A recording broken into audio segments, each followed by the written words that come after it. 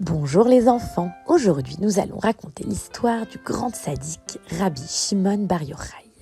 Il y a très longtemps de cela, on raconte que les Romains avaient entendu que Rabbi Shimon Bar Yochai avait dit certaines choses à leur sujet. Les Romains se comportaient très mal envers les Juifs. Ils ne les respectaient pas et ils ne les laissaient pas faire tranquillement la Torah et les mitzvot.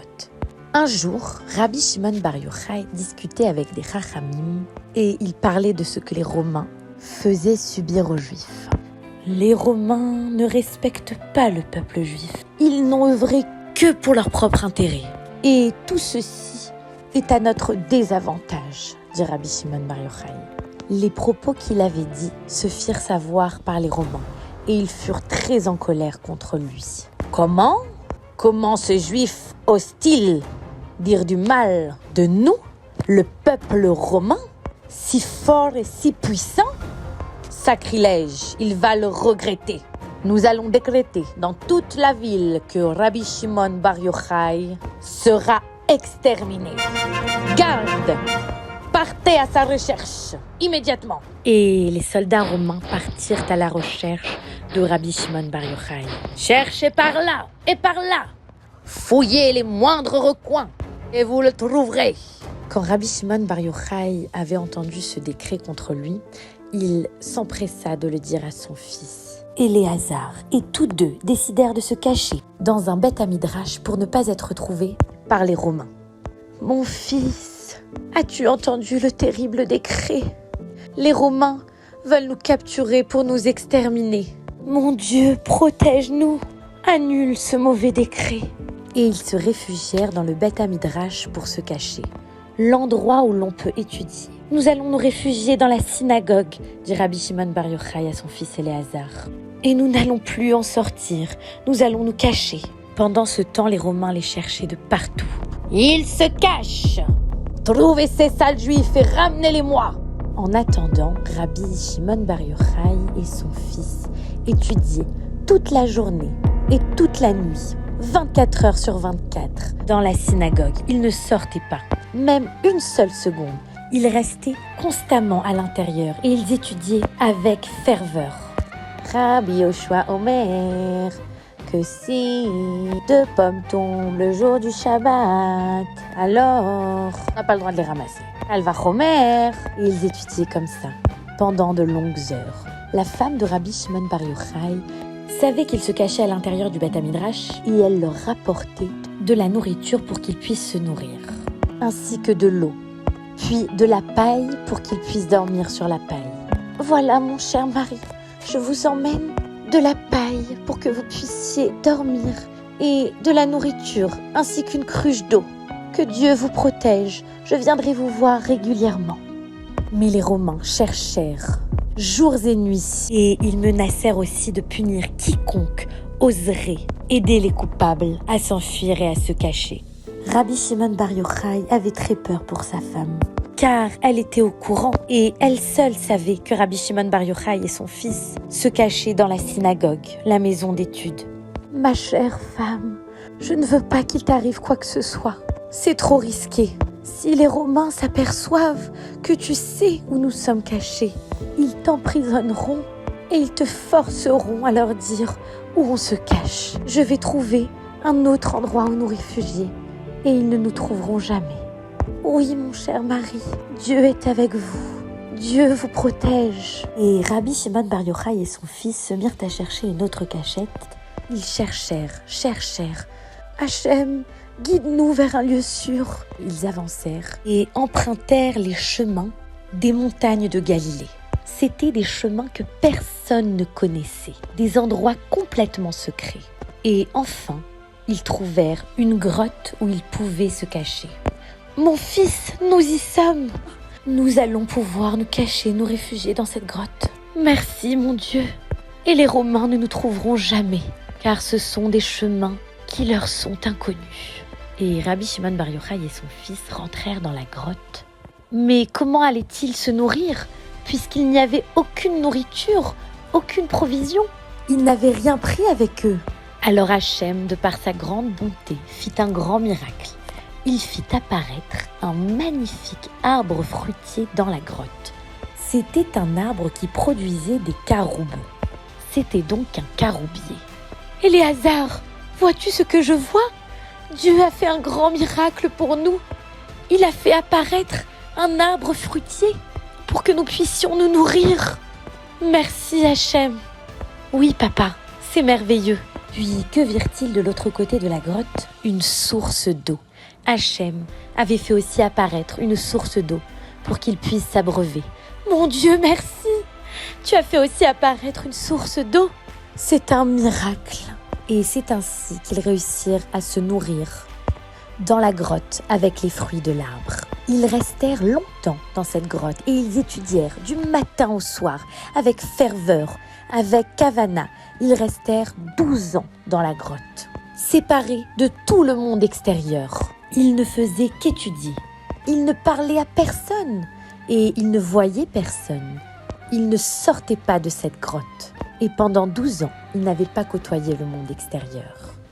Et un jour, Eliyahu Hanavi, qui est un grand prophète, annonça une très bonne nouvelle à Rabbi Shimon Bar Yochai et son fils. « Mon cher Rabbi Shimon Bar Yochai et mon cher Éléazar, j'ai une très bonne nouvelle à vous annoncer.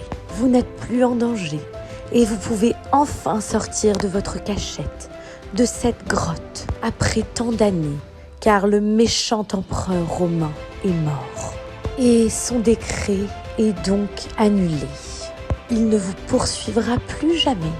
Vous pouvez enfin sortir. » « Mais c'est merveilleux, » dit Rabbi Shimon Bar Yochai. « Nous allons enfin pouvoir sortir. » Mais il n'était pas réellement prêt à retourner dans le monde extérieur, car ça faisait 12 ans qu'il n'avait pas parlé à des gens, qu'il ne les avait pas vus. Il était seul avec Éléazar pendant toutes ces années et avait perdu l'habitude de devoir s'occuper des autres choses de la vie. Pendant ces 12 années, ils avaient étudié, mais n'avaient parlé à personne. Bien sûr, c'était magnifique d'avoir étudié autant de temps, mais ils ne pouvaient pas s'habituer à vivre à nouveau parmi les hommes, dont le principal souci est de gagner leur vie, de travailler, de labourer la terre, de subvenir aux besoins de leur famille. Rabbi Shimon Bar Yochai et son fils Éléazar avaient oublié tout cela.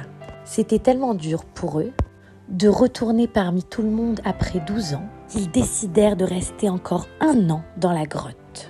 « Mon cher fils, il est trop difficile pour moi de retourner dans le monde extérieur.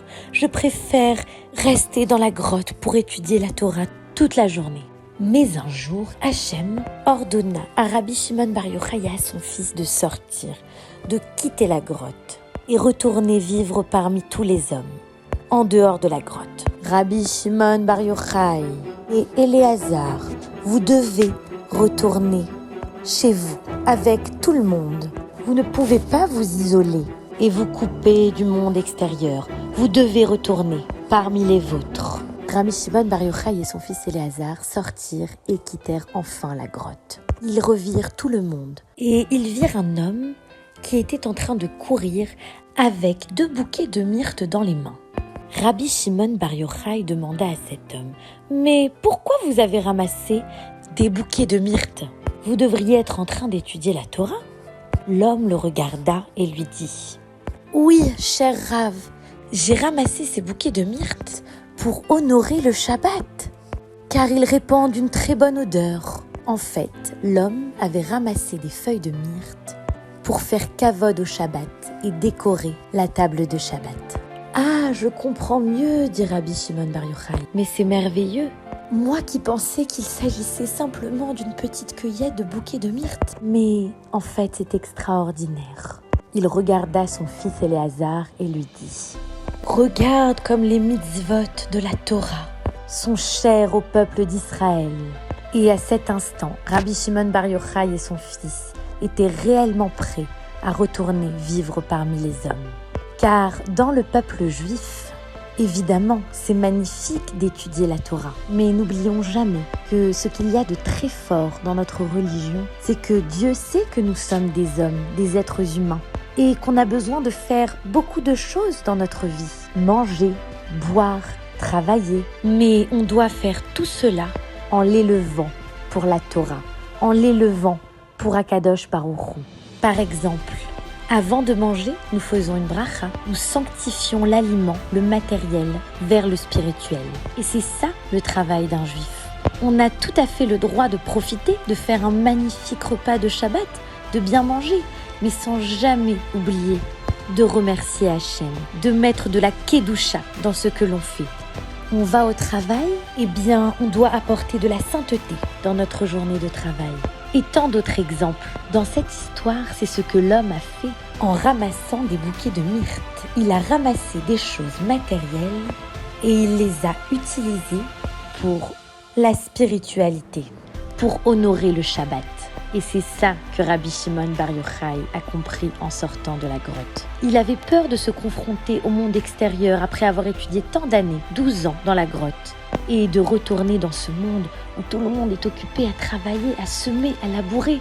Mais en voyant cet homme préparer le Shabbat en ramassant des feuilles de myrte, il avait compris que c'est ça le peuple juif. C'est étudier la Torah de tout notre cœur et bien sûr élever le matériel au spirituel.